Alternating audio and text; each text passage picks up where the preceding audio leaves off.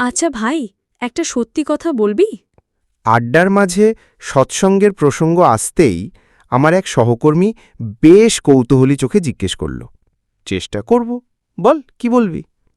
এই যে তোরা এত দীক্ষা টিক্ষা দিয়ে বেড়াস, নিজের গাড়ির তেল পুড়ে এত দূরে দূরে চলে যাস, চেম্বার প্রাইভেট প্র্যাকটিস বন্ধ রেখে তোদের ঠাকুরের কাজ করে বেড়াস, দেওঘর থেকে কমিশন কেমন দেয় তোকে? কোনো লাভ তো আছে তোদের নিশ্চয়? অবশ্যই লাভ আছে। কমিশন ছাড়া আমি কোন স্বার্থে এই কাজ করব? এত বোকা ভাবিস নাকি আমায়? সহকর্মী আমার হাঁ করে তাকিয়ে আছে। তাই তো, আমিও তো ভাবি কমিশন টমিশন না পেলে কেউ এমনভাবে কেন কাজ করবে। ঠিকই ভেবেছিস। আমরা যারা সৎসঙ্গের সাথে যুক্ত হয়ে ঠাকুরের কাজ করি, প্রত্যেককেই বেশ ভালো পরিমাণ কমিশন দেয়। কেমন দেয়? মান্থলি কত? দেয় বেশ ভালোই। তুই যত রোজগার করিস তার চাইতে অনেক গুণ বেশি। বলিস কি? কত বললে শুনি। দাঁড়া, হিসেব করে বলছি। আচ্ছা তাই বল। আমি এক এক করে বলছি, তুই হিসাব রাখিস। যারা মদটদ খায় তারা প্রতি উইকেন্ডে ফুর্তি করার জন্য ও রিল্যাক্সড হওয়ার জন্য মান্থলি কত টাকার মদ কিনে খায় জানিস? এই তো ৩-৪ হাজার খরচ হবে হয়তো মান্থলি। তারা শুধু উইকেন্ডে মাল খেয়ে যেমন রিল্যাক্সড ফিল করে, আনন্দ করে, এর চেয়েও অনেক বেশি রিল্যাক্সেশন ও আনন্দ আমি প্রতিদিন প্রতি মুহূর্তে ফিল করি ঠাকুরের কাজের সাথে যুক্ত থাকলে। প্রত্যেক উইকেন্ডে তাদের মদের দামের নিরিখে তাহলে আমার এই রিল্যাক্সেশন ও আনন্দের মূল্য কত হচ্ছে লেখে রাখ। বুঝলাম। না, এখনও শেষ হয়নি। অনেকেই মেন্টাল স্ট্রেস কমাতে রোজ সিগারেট খায়।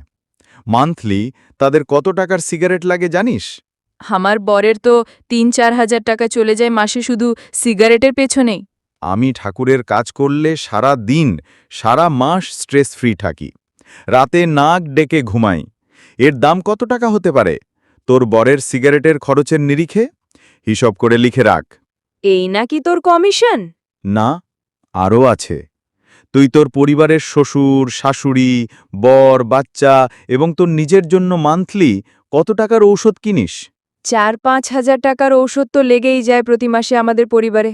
আমরা যারা ঠাকুরের কাজে যুক্ত থাকি, আমরা এত আনন্দে থাকি, স্ট্রেস ফ্রি থাকি, সাধারণ নিরামিষ আহার করি, নেশামুক্ত থাকি, ঠাকুরের বলে দেওয়া সদাচার সম্পন্ন হয়ে চলি, রোজ তুমুল কীর্তন করি, ইষ্টকাজে সারা দিন ব্যস্ত থাকি।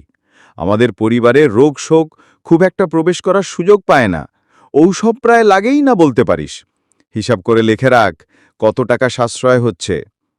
এছাড়াও জীবনের নানা জটিল সমস্যায়, দুরারোগ্য রোগে আমরা দেওঘর গিয়ে আচার্যদেব শ্রী শ্রী দাদা, শ্রী শ্রী বাবাই দাদা ওনাদের কাছে নিবেদন করতে পারি।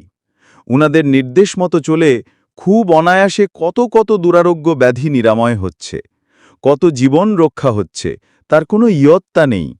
লক্ষ কোটি টাকা খরচ করেও যে সমস্যার সমাধান পাওয়া যায় না, আমরা বিনে পয়সায় তার কাছে গিয়ে সেই সমস্যার সমাধান পাই। এই সুস্থতার মূল্য, সমস্যা মুক্তির মূল্য, জীবনের মূল্য, নিশ্চিত জীবনের মূল্য কত টাকা হয় লিখে রাখ। আর কিছু? আরও আছে।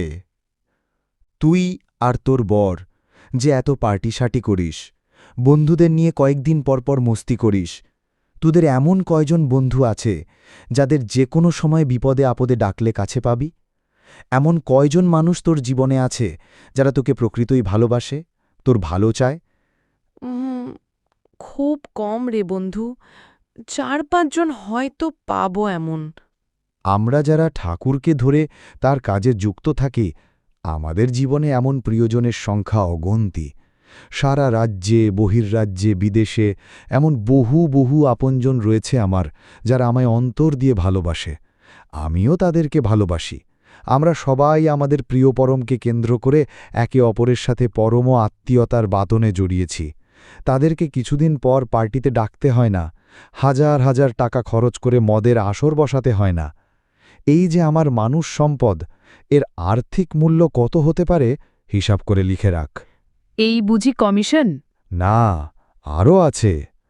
এই যে তুই ভাগ্য পরিবর্তনের জন্য 2 হাতের আঙুলে প্রায় লক্ষাধিক টাকার দামি দামি পাথর লাগিয়েছিস, কয়েকদিন পর পর জ্যোতিষের কাছে দৌড়াস, বছরে একবার কালী মায়ের সামনে জোড়া পাঠা বলি দিস, এসব কোনো খরচে আমাদের করতে হয় না। তবু আমাদের ভাগ্য খারাপ হয় না। আমাদের প্রিয় পরমের ইচ্ছাই আমাদের ভাগ্য। তার সাথে যুক্ত হয়ে আমরা এক নিশ্চিত ও শান্তির জীবন কাটাই প্রতি মুহূর্তে। এই ভাগ্য ও শান্তির আর্থিক মূল্য কত হতে পারে হিসাব করে লিখা রাখ। বন্ধু আমার কমিশনের হিসাব গুলিয়ে ফেলেছিল, তাই আর কথা বাড়াইনি। জয়গুরু। আমি ডাক্তার রাজেশ চৌধুরী, আগরতলা, ত্রিপুরা থেকে।